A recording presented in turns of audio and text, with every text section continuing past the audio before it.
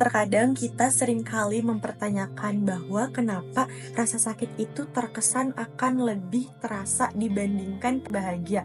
Itu dikarenakan bahwa rasa sakit itu lebih dominan di atas rasa bahagia karena mungkin seringkali hidup kita itu cenderung lebih terfikirkan atau terpolarisasi dengan rasa sakit dibandingkan rasa bahagia.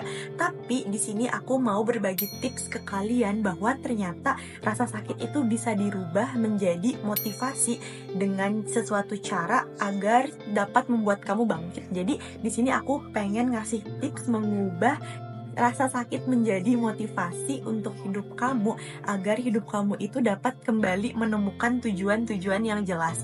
Jadi selain sampah yang bisa didaur ulang, ternyata rasa sakit juga bisa kita daur ulang menjadi sesuatu positif yang bisa membangkitkan motivasi kita untuk lebih berselera lagi dalam menjalani hidup dan dalam memaknai gitu. Jadi gimana sih cara mengubah rasa sakit menjadi motivasi?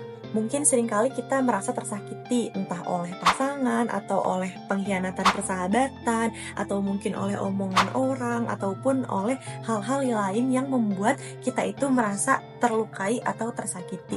Di sini ada cara berkelas atau tips yang dapat membuat rasa sakit kamu itu berubah menjadi suatu senjata, menjadi suatu motivasi yang bisa membuat kamu itu menjadi orang yang lebih berkembang sebelumnya karena rasa sakit tersebut. Nah, gimana aja caranya? Oke, kita ikutin tips-tips berikut ini. Yang pertama itu adalah kenali dan terima perasaan. Jangan menekan rasa sakit seolah-olah itu kita tidak merasa tersakiti gitu. Karena naluriah manusia, kalau misalkan kita sakit, ya ada orang yang merasa tidak semenyakitkan itu, padahal dengan cara kita mengenali dan menerima perasaan, kita itu akan lebih peka terhadap diri kita sendiri.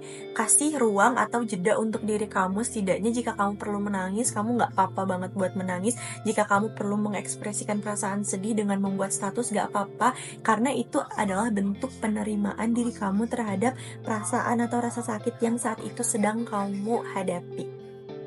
Jadi ketika kamu mengekspresikan rasa kamu dengan menangis atau dengan membuat status galau atau dengan menutup diri, mengisolasi diri beberapa waktu, itu kamu akan dengan mudah mendapatkan dari mana sih rasa sakit itu, kenapa sih kamu bisa merasa tersakiti. Jadi kamu bisa mengelola dan menerjemahkan perasaan kamu terhadap rasa sakit yang sedang kamu hadapi. Tips mengubah rasa sakit menjadi motivasi yang kedua itu adalah temukan makna dari rasa sakit.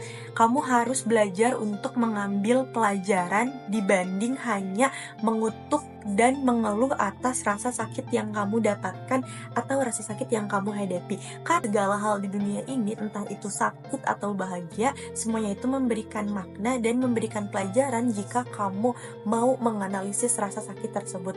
Kadang orang itu dengan cepat ingin melupakan rasa sakit seolah-olah yang ada di hidupnya itu hanyalah kebahagiaan, padahal rasa sakit dan kebahagiaan itu adalah dua hal yang berdampingan layaknya siang dan malam. Kamu gak bakal tahu bagaimana indahnya bintang kalau kamu tidak dihadapkan dengan malam, dan kamu gak bakal tahu gimana indahnya matahari kalau kamu itu tidak dihadapkan dengan adanya siang. Oleh karena itu, rasa sakit dan bahagia itu harus dimaknai. Di sini aku menyoroti rasa sakit yang harus kamu ambil makna dan pelajarannya, agar hidup kamu itu bisa menemukan tujuan-tujuan baru di balik adanya rasa sakit tersebut. Mungkin selama ini kamu ada di zona nyaman. Dengan hadirnya rasa sakit, kamu itu bisa mencari zona yang lebih safe, yang lebih luas yang belum ada di jangkauan kamu, untuk menemukan tujuan atau makna hidup baru di perjalanan roda kehidupan kamu selanjutnya. Tips mengubah rasa sakit menjadi motivasi yang ketiga adalah buat tujuan yang jelas. Kamu harus bisa membuat schedule dari rasa sakit kamu yang mengalihkan menjadi tujuan yang jelas.